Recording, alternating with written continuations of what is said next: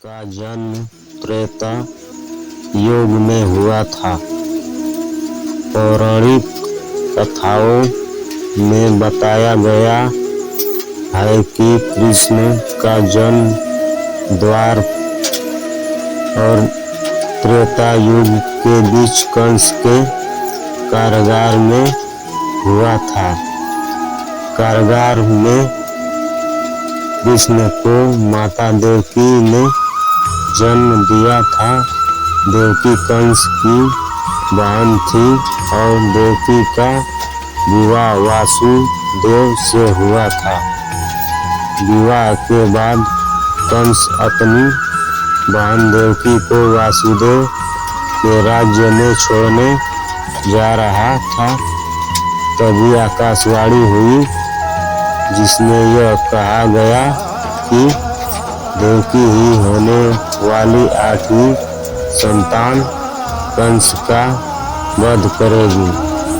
यह सुनकर कंस ने देवकी और वासुदेव को कारागार में डाल दिया और उनकी 7 संतान को मार डाला। और 8वीं संतान कृष्ण ने जब जन्म लिया उसी समय वृंदावन में नंद और यशोदा ने बच्ची को जन्म दिया था। तभी वासुदेव वृंदावन में कृष्णा को यशोदा मैया के पास कृष्णा को उनके पास सुलाकर बच्ची को लेकर वापस कारागार लौट गए। कंस उस रात गहरी नींद में सो रहा था। उसको सही वाक्य नहीं मालूम पड़ा। बच्ची को देवकी की 8वीं और 8वीं संतान समझकर मारना चाहा, लेकिन उस समय बच्ची ने देवी का रूप लिया और कंस से कहा कि तेरा काल गोकुल पंचु चुका है। उसके बाद कंस ने गोकुल में श्री कृष्ण को मारने की कई प्रयास क्यों वे सभी सफल रहे। कंस ने कृष्ण को मारने का आदेश राक्षसनी पुतना को देते हुए गोकुल भेजा, लेकिन श्री कृष्ण को भला पुतना कहा मार सकती थी और पुतना द्वारा कृष्ण को कृष्णोपान कराने पर उन्होंने पुतना को काट दिया, जिसके दर्द के कारण पुतना मर गई।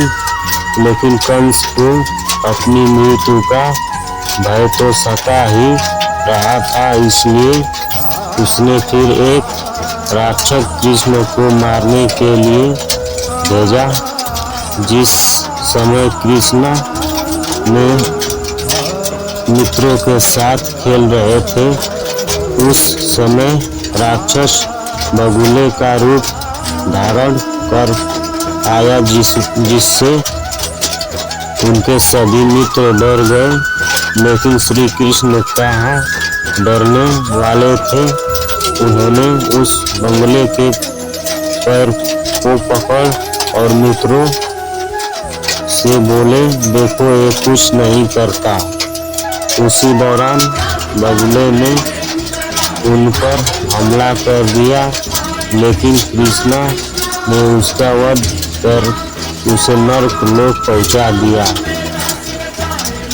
तभी से उस राक्षस का नाम वकासुर पड़ गया। वकासुर के बाद कालिया नाग, और कालिया नाग जैसे सभी राक्षसों का एक एक कर श्री कृष्ण ने वध कर दिया।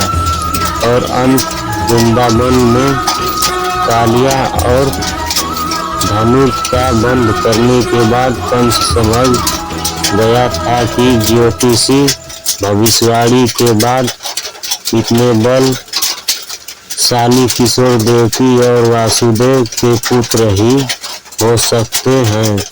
और उन्हें मथुरा जाने का न्योता दिया, जिसके बाद कृष्णा और बलराम मथुरा पहुँचे। मथुरा पहुँचने के बाद उन्होंने अपने शिरोमणि चारूर और मुष्टिक को मारकर कंस का भी वध कर दिया। कंस का वध करने के बाद पिता उग्रसेन को फिर से राजा बना दिया। हेलो दोस्तों, वीडियो पसंद आई होगी तो चैनल को सब्सक्राइब करना।